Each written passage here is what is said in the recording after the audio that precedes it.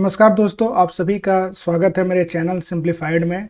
दोस्तों, आज हम जानेंगे मोमेंट ऑफ इनर्शिया के बारे में। तो सबसे पहले हम ये जानेंगे कि मोमेंट ऑफ इनर्शिया हम आखिर निकालते क्यों हैं, इसकी ज़रूरत हमें क्यों पड़ती है। तो दोस्तों, मोमेंट ऑफ इनर्शिया जो है इसको हम डिनोट करते हैं आई सिंबल से, जो कि स्टैंडर्ड नोटेशन है फिजिक्स में। और ये वही रोल प्ले करता है रोटेशनल मोशन में। कोई भी रोटेशनल मोशन हो अगर, तो उसमें मोमेंट ऑफ इनर्शिया का वही रोल होता है जो कि जो हमारा सिंपल मास है वो ट्रांसलेशनल मोशन में प्ले करता है। ठीक है, यही वजह है कि जब भी रोटेशनल मोशन किसी भी प्रकार का इन्वॉल्व हो तो हमें वहाँ मोमेंट ऑफ इनर्शिया को कैलकुलेट करना होता है। तो अब आगे हम ये सीखेंगे कि मोमेंट ऑफ इनर्शिया अगर हमें कैलकुलेट करने की ज़रूरत पड़ती है तो हम उसको कैलकुलेट कैसे करते हैं। तो दोस्तों, अगर हमारे पास कोई एक पॉइंट मास है और हमारे पास कोई एक एक्सिस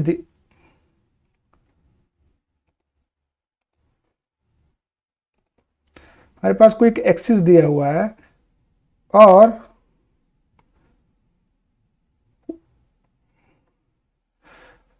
इस एक्सिस के अबाउट इस पॉइंट मास m का हमसे पूछा जाता है कि मोमेंट ऑफ इनर्शिया निकाल के बताओ। तो हमें क्या करना होगा कि हम देखेंगे कि इससे ये जो पॉइंट मास है उसकी परपेंडिकुलर डिस्टेंस कितनी है, और मान लो वो r आती है, तो ये जो मोमेंट ऑफ इनर्शिया आएगा इस मास का इस एक्सिस के अबाउट वो आएगा mr²। ये तो रहा दोस्तों बात जबकि हमारा मास जो है पॉइंट मास है। अगर हमारे पास कोई एक्सटेंडेड बॉडी है, मान लो इस तरह की, और इससे कोई एक्सिस मान लो पास करता हुआ कहीं रैंडम यहाँ पे पास कर रहा है, और हमें पता लगाना है कि इस पूरे बॉडी का इस एक्सिस के अबाउट क्या मोमेंट ऑफ इनर्शिया आएगा।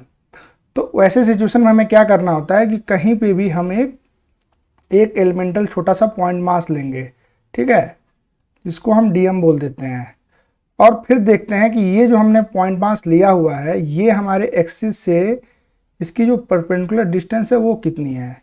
जब हमें एक बार ये मिल जाए तो हम वापस इसी फार्मूले को लगा के लिख सकते हैं D I equals to D M R square, और इसको हमें इंटीग्रेट करना होता है थ्रू आउट दिस बॉडी।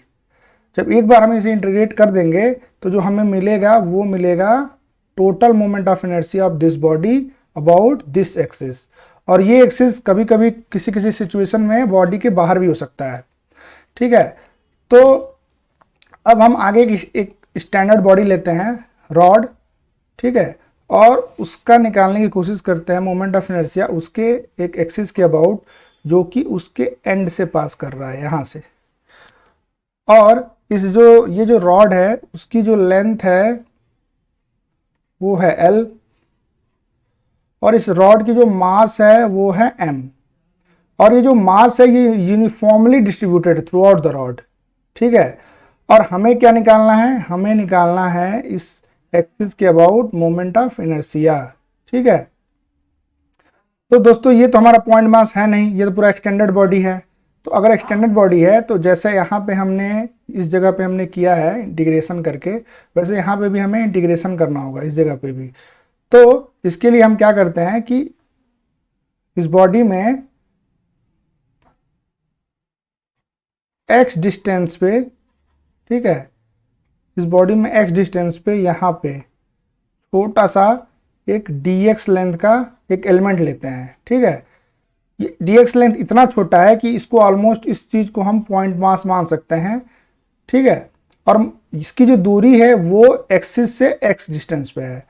तो ये dx जो एलिमेंट है इसका मास कितना आएगा, इसका मास आएगा m/l, ये तो हो गया यूनिट लेंथ का मास, और इनटू ये लेंथ मल्टीप्लाई कर देंगे तो dx जो हमारा एलिमेंट है उसका जो मास है वो मिल जाएगा। और ये जो मास है वो इस एक्सिस से कितनी दूरी पे है, x डिस्टेंस पे। तो क्या हम मोमेंट ऑफ इनर्शिया लिख सकते हैं इस छोटे मास का, क्या होगा, मास हो जाएगा m/l into D x into x square, ये जो आर स्क्वायर होगा, जो ये फॉर्मूला हमने देखा यहाँ पे R square into D M, तो डी एम हमारा ये हो गया और आर स्क्वायर की जगह ये एक्स स्क्वायर। और इसे हमें इंटीग्रेट कहाँ से कहाँ तक करना है, एक्स कहाँ से है, एक्स यहाँ से लेके इस जगह से स्टार्ट होके इस जगह तक जाएगा, यानी एक्स बराबर 0 से लेके एल तक वेरी करेगा। तो जब हम इसको सॉल्व करेंगे तो जो हमारा मोमेंट ऑफ इनर्शिया आएगा वो कितना आएगा, m बाई एल 3x³ और 0 से लेके l तक। तो सॉल्व करेंगे तो कितना आएगा ये टोटल, ml स्क्वायर बाई 3। तो ये रहा एक तरीका जिससे कि हम मोमेंट ऑफ इनर्शिया निकाल सकते हैं। तो that's all for today, thank you.